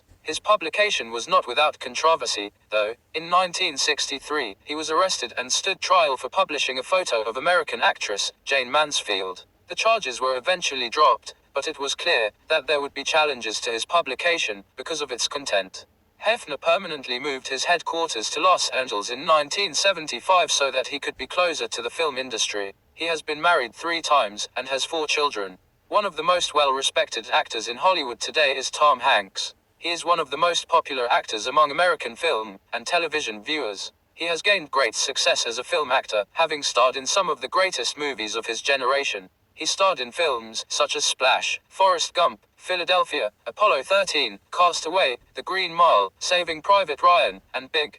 Born in Concord, California in 1956, Hanks began his career in television in the popular TV show Bosom Buddies, where he plays a man living in a women's dormitory. In order to live among the women, he and his roommate must dress in women's clothing during the evening hours after arriving from work. This series ran for 3 years and made Hanks a legitimate star. Hanks reached film stardom in Splash, which was a very popular love story, involving Hanks as a frustrated bachelor and a mermaid. The movie launched his film career that featured Hanks in mostly comedic roles. Hanks would probably always be known as a comedic actor if he did not star in his share of dramatic roles. He played a former baseball star in A League of Their Own, and a romantic lead in the popular Sleepless in Seattle. In 1993, Hanks won an Academy Award for his portrayal as a displaced worker, who gets fired from his job because he contracts AIDS in the film Philadelphia. He lost 35 lbs for his role as the gay lawyer because he wanted to look sickly. Hanks followed his Oscar-winning performance in Philadelphia with a second Academy Award for Best Actor for his role in Forrest Gump. He became only the second actor to win the award in consecutive years. Tom Hanks has used his celebrity status to address several causes, such as same-sex marriage, environmental issues, and the development of alternative fuels. Johnny Carson served as host for the iconic, late-night television series, The Tonight Show for 30 years. During that time, Carson entertained generations of American television viewers with his down-to-earth style, casual approach, and quick-witted humor. The Tonight Show was already a big success when Carson took over from the retiring Jack Paar, but Carson took the show to the next level. His style and grace on camera has been mimicked by many late-night talk show hosts, who have credited Carson as their mentor. Carson was born thousands of miles away from the glitz of New York and Los Angeles, in the city of Corning, Iowa, in 1925. Carson began his entertainment career at the age of 14, when he appeared at county fairs as a magician, which was his first love. His family moved to the state of Nebraska when Carson was a young man, and he served as a communications officer for the U.S. Navy during the tail end of World War II. His broadcast career began in 1950 in Omaha, Nebraska, before moving to Los Angeles and landing a job with a local television station. Carson officially became host of The Tonight Show on October 1, 1962. The show was based in New York City until 1972 when, at Carson's request, the show was permanently moved to the Los Angeles area. Carson hosted his show in Burbank for the next 21 years, where he perfected his style and approach to his guests. It was considered an honor to be invited to The Tonight Show starring Johnny Carson. Carson was a true entertainer. He performed many skits during his reign, where he dressed up in costume and played ridiculous characters, which is something today's late-night hosts do not do. Carson was never afraid to laugh at himself. Helen Keller was an American educator and journalist, who became one of the leading humanitarians in the history of the United States.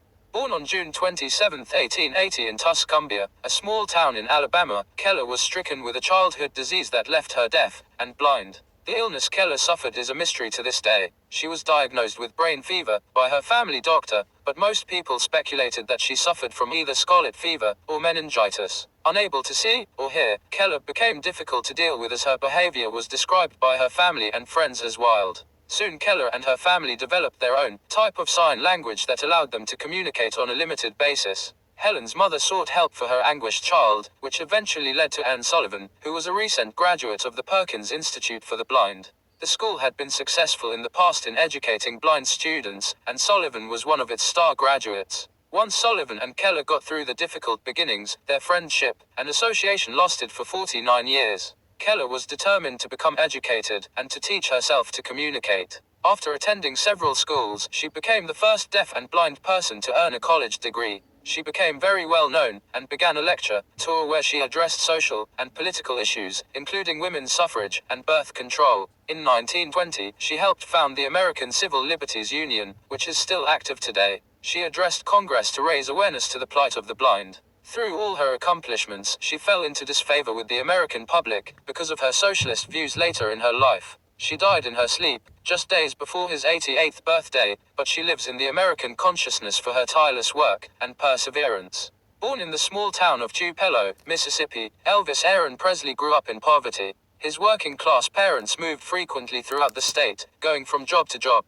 Presley grew to be one of the most recognizable and famous American celebrities the country has ever known. He recorded countless records, starred on the big screen, and his songs were heard on the radio by more fans than any other artists in history. Presley received his first guitar at the age of 10, and soon began a musical career that would last more than 25 years. His first success was winning a high school talent contest in Memphis, Tennessee, while still in school. Shortly after graduation, Presley was discovered by Sam Phillips, a record company owner. His first commercial success came in 1954 with his hit single, That's All Right. Much of Presley's success could be attributed to his unconventional dance and live performance style. His hip movements and sexually suggestive moves earned Presley much praise and controversy. In 1956, Presley recorded his first No.1 hit Heartbreak Hotel, and his first No.1 album, the self-titled Elvis Presley. He also signed a contract with Paramount Pictures Studios, which was, and is still, one of the biggest Hollywood studios in the industry.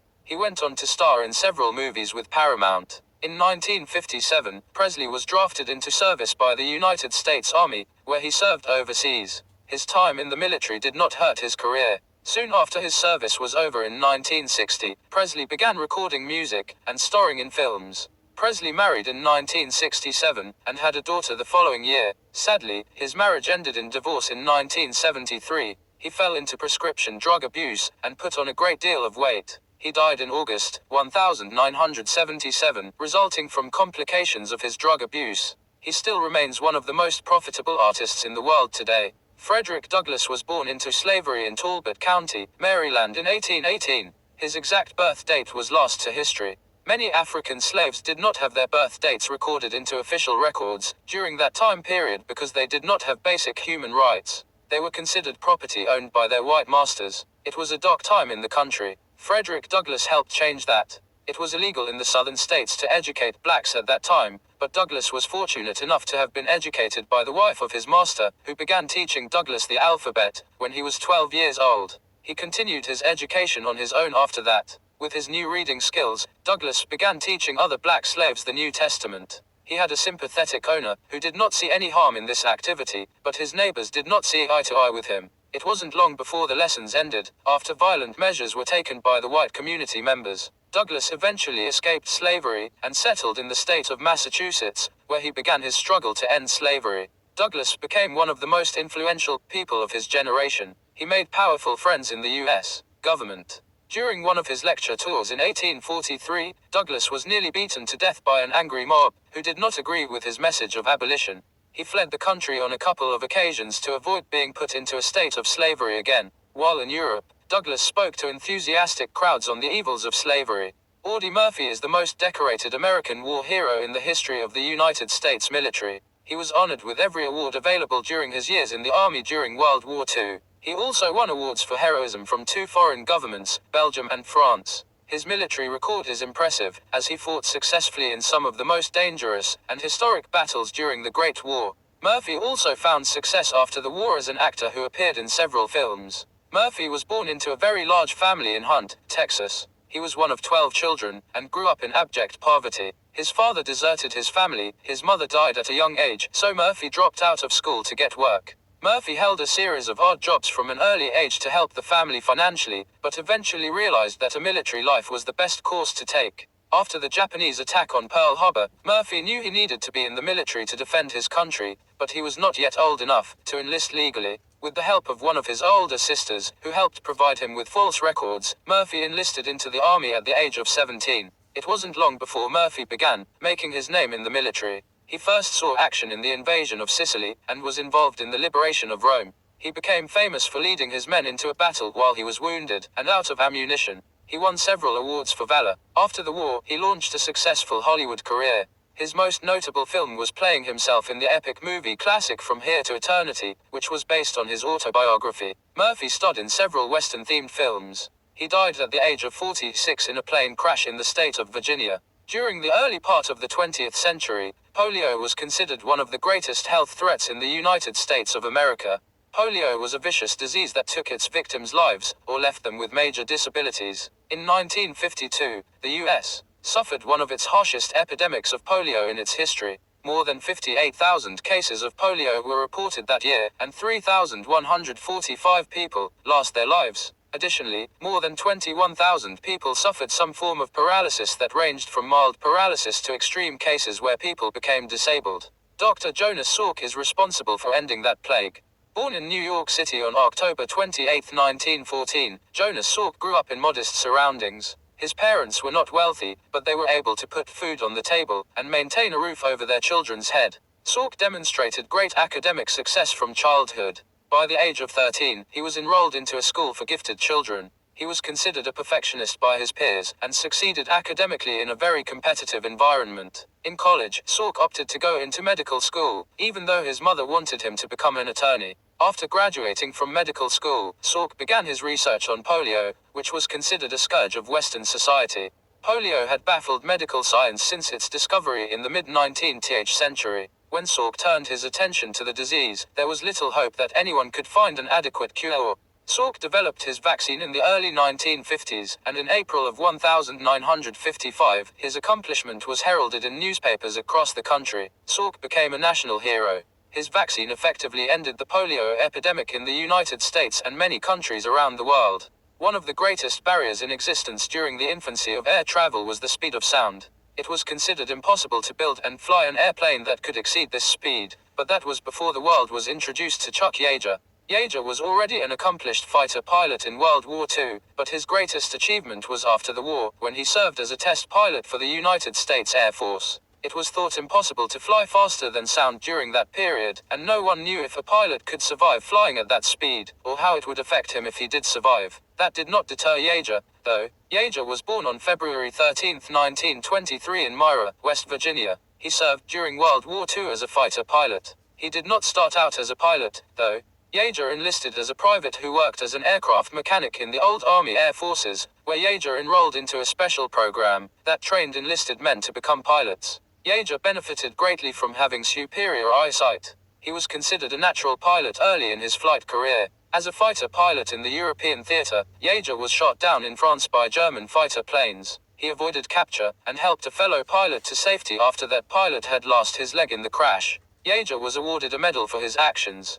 He demonstrated exceptional talent as a pilot and once shot down 5 enemy fighters in a single day. After the war, Yeager began a new career as a test pilot, where he flew the experimental aircraft Bell X-1 into aviation history. On October 14, 1947, Yeager flew his X-1 faster than the speed of sound. He became the first human being to fly faster than sound, and he went on to break more records during his 60-year flight history. Yeager retired from the Army with the rank of Brigadier General, and has won many honors for his contributions to aviation. Steve Jobs was a self-made billionaire, who brought personal computers into the homes of nearly every American in the country. He is credited with developing the technology that has personalized the computers. Jobs, along with his childhood friend Steve Wozniak, co-founded Apple Computers in 1976, working out of Jobs' garage.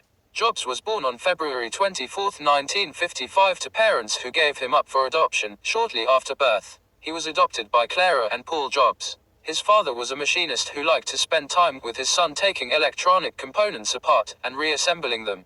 This is when and where Jobs developed his interest in mechanical reconstruction. Jobs was not the best student in high school. He was known as a class clown, although he was very intelligent. It was in high school that he met Wozniak. Both Jobs and Wozniak had a great interest in electronics, and the pair was known for making computer technology smaller, cheaper, and more accessible to average persons. Jobs got his start working as a video game designer for the Atari Corporation. Once Jobs got Apple going, he sold his first computers, which were called the Apple I, for $666.66 each. The Apple I earned Jobs nearly $800,000 its first year, and that was just the beginning. The Apple II earned the fledgling company nearly $140 million, and by 1980, the company was worth $1.2 billion.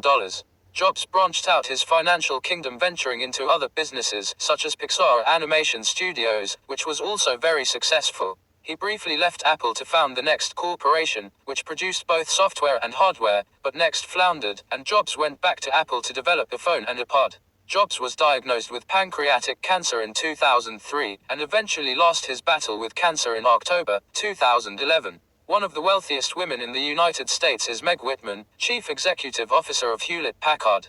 Whitman is an Ivy League educated individual who is the 4th richest woman in the state of California, and is listed No. 20 on Forbes' list of wealthiest women in the United States. She is a graduate of Princeton University, where she earned her bachelor's degree in economics in 1977. After Princeton, Whitman earned her MBA at Harvard Business School in 1979. She originally wanted to study medicine, but changed majors early at Princeton. Whitman has found success wherever she has worked. She began her career working at Procter & Gamble before joining the Walt Disney Corporation, where she served as Vice President of Strategic Planning in 1989. She also worked for Stride Wright and Hasbro Corporations. Her biggest success was during a 10-year period, working for eBay. When Whitman took eBay over in 1998, the online auction and retail business was doing approximately $4 million in sales annually. When she left the company in 2008, the business had grown to an $8 billion giant. eBay went from employing 30 employees in 1998 to employing more than 15,000 during her tenure as COO at the company. Whitman won several awards for her work at eBay, and Forbes magazine placed her in the top 5 most powerful women in the country. Whitman is a moderate Republican who endorsed Mitt Romney's failed presidential campaign in 2008. She ran for governor of California in 2010, but lost to Jerry Brown. She hopes to run for president in the future, and is listed as one of the most likely women to become president of the United States. The next time you decide to check your Facebook page to see if you have any new messages, likes, or just to see what your friends are up to, you can thank Mark Zuckerberg. Zuckerberg is the man who changed the way people keep in touch with each other. He literally changed the world. Born in White Plains, New York on May 14, 1984, Zuckerberg developed an interest in computer programming at an early age. When he was just 12 years old, he had developed a working messaging system that his father Edward used in his dental office. Zuckerberg had many friends who were artists, and they would come by and draw pictures for Mark. He would then design a computer game based on the characters drawn. In high school, Zuckerberg developed a music software program that drew interest from several large companies. He enrolled into Harvard University in 2002, where he developed his first social networking site for students only. The site was very popular, but it was shut down by the school for being inappropriate. During his sophomore year at Harvard, Zuckerberg began working on Facebook, a site that allowed its users to create a profile, share photos, and communicate with other members. He dropped out his sophomore year to dedicate his work to his site.